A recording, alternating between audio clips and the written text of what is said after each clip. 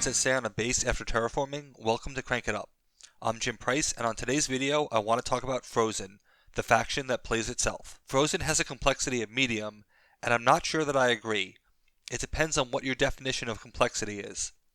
I find them to be extremely consistent, and I think that each Frozen card tells you what your next card should be, so I could have sworn that this would be low. Perhaps it is the self-milling that makes it medium, but we'll get to that later. I think it's impossible to talk about Frozen without showing the Frozen flowchart, so here it is in all of its glory, and admire my skills in Visio. Most Frozen cards directly access other Frozen cards, sometimes as a talent, and you can walk the flowchart to some of your best cards.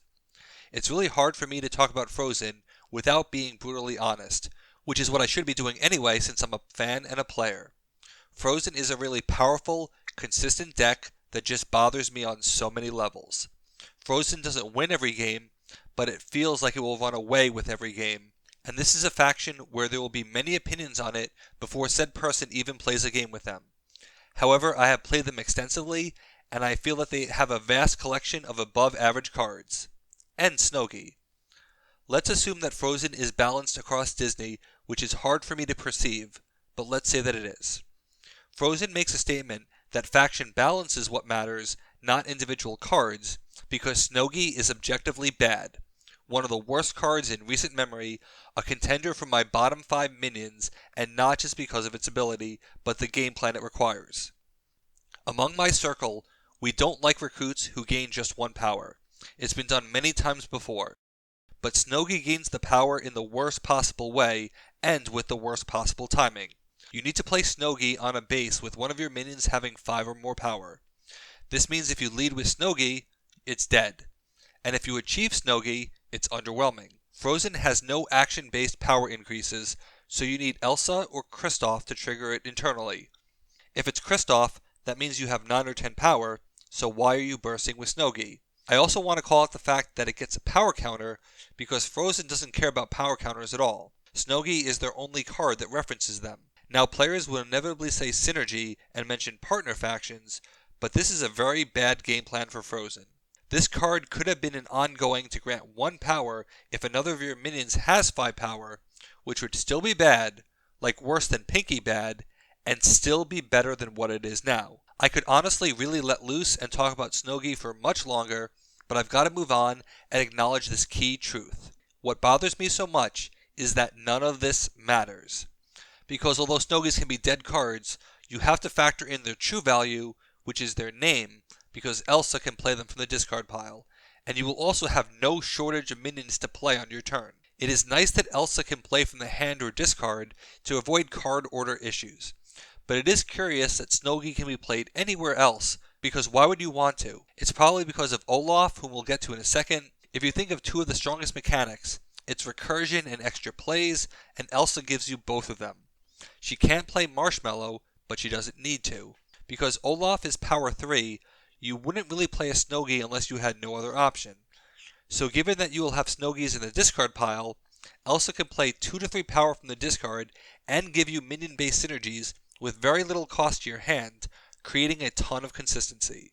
And that's one of the main issues that I have with Frozen, that you can slice some of these abilities literally in half, and they would be good cards, but Frozen gets both of them. Consider Kristoff. A 4 becoming a 6 is boring and has been done before, but this is incredibly easy to do because Kristoff can immediately grab one of the conditions that triggers him. You are adding in some form of TDAC on top of extra power.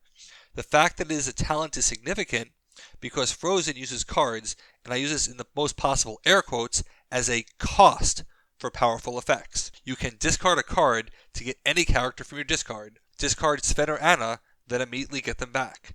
Same with Hans. Hans seems like it penalizes the players, but Frozen can immediately undo the damage to yourself. It feels like a gimmick, not really a cost. Same with Anna. Searching for your leader is incredibly powerful. When you are a leader, it's unlikely that you'd want to search for anything else, so this seems above comparable minion searching cards. And then you add destruction prevention on top of that. And thankfully Anna herself is vulnerable, but each one alone is still really good, because getting Elsa means that you start playing cards from your discard, where Frozen excels at throwing away Snoggies. One of their double features is Let It Go, which gives you some deck manipulation and a drawn card, as well as the alternative to mill them instead. While I'm normally not a fan of milling, that's still true here, except that you can use a discard pile as a personal deck like zombies. Olaf does this well. Anything you wouldn't miss can be thrown away, because it's very likely that another card can grab it back. You want your Snowgies in the discard. You don't need Marshmallow because he is useless without Elsa, and Elsa can grab him, and Marshmallow is the best play for do you want to build a snowman.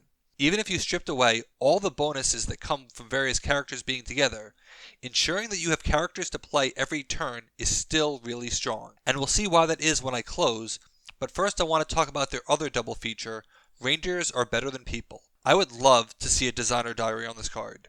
It lets you search your deck or discard pile for a character, but there's a constraint you have to meet, otherwise you have to discard the character back to your discard.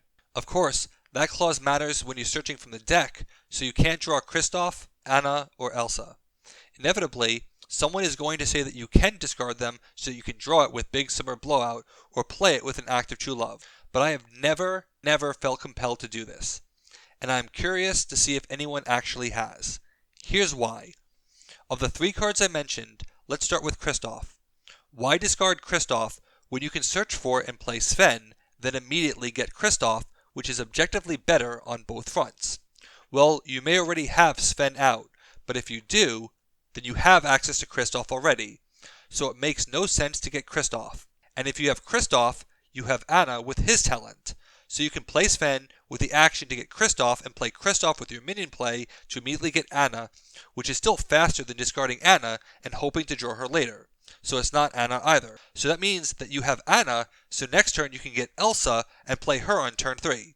Because this card uses your action, unless you have extra actions from your partner, you wouldn't be playing Elsa until turn 2, so that's 1 turn faster at a cost of extreme plays. And is that really worth burning your ability to naturally spam Elsa over the course of the game? It's not to me. Why set up Elsa and her 8 power several turns away when you can set up 7 power with the opportunity to spread and pivot later? But what about your partner 4s and 5s?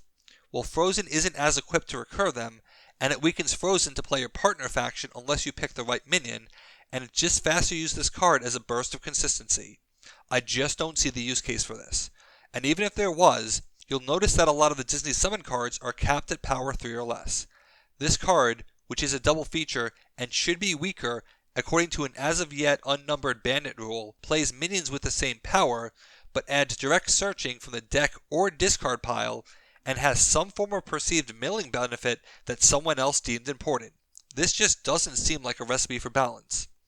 One final note I'd add is that you could technically do something similar with zombies and mall crawl and grave robbing, but I'd be more inclined to mill my lower power units and draw them than waste a chance at a singly good minion, which I don't think I've ever done in more zombie games than I can count. This is probably the point where I start wrapping up my videos, but I haven't even gotten to partners yet or my overall conclusion. And I gotta be honest, I was really tempted to not name any partners. It would save me a ton of time. But I don't think that's right, even though someone's gonna grab Grimm and go nuts or the Great Talent Killer. So let's talk about a few, as usual, and they will be some of the more unexpected, which again, do not include the Great Talent Killer. One of the biggest challenges of princesses is that they can be minion starved when it is seemingly impossible for Frozen to be minion starved. But this combo has a deceptively brutal combination. Frozen Port requires players to play their first character there each turn. Eliza makes it extremely difficult to play much more than that. Combine these two, and I think this is the closest we will ever get to a base magnet. Normally, you would rush Eliza, but you can't because you have to rush Frozen Port. But princesses can move your minions, making this very challenging and using your power against you. You could destroy Eliza, but Frozen has destruction prevention, and Lock the Gates is really good with Marie de Gras. Add in some very powerful actions to recur with Woodland Helpers, and if this combo gets going, that third base is going to be a lot of trouble for your opponents. One thing you need to realize about indirect TDAC is that every card you draw of a specific type still increases the chances of seeing your other cards because you are thinning your deck. Plus, princesses have many cards I don't mind letting go of, even heirlooms since I can get them back. For my second and final pairing, I wanted to say that Frozen reminds me a lot of Innsmouth, highly self-referential and largely ignoring your partner faction. But Frozen is Innsmouth without the charm or the challenge. So if they always have a minion to play, What would they be like with Kaiju? Well, to see how this worked, I had them go up against Rockstar Goats twice, and they took both. With Tiny Priestesses and Reindeer, you always have access to Gorgonzola instantly. While you lose the nice power creep avoidance of the original Innsmouth, instead of playing lower powered minion and taking a chance you'll get another one, you play higher powered minions with a guarantee of getting other ones.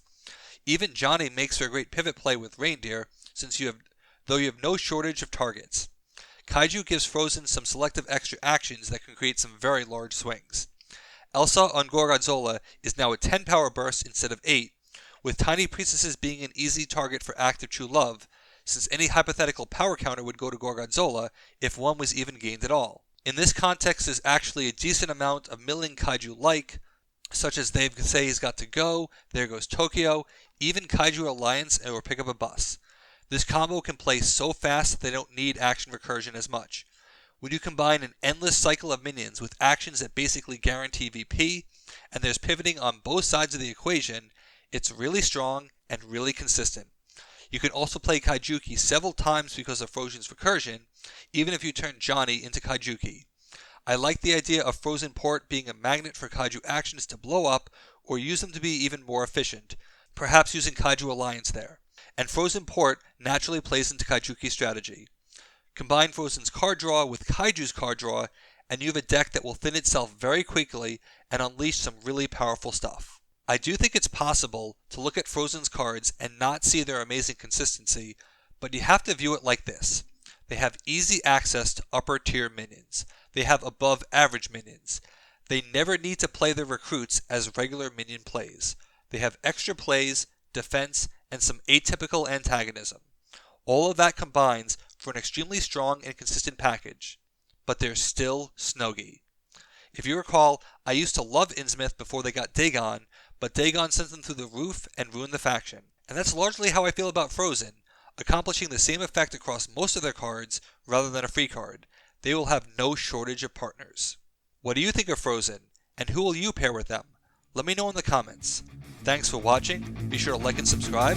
Let's shut it down.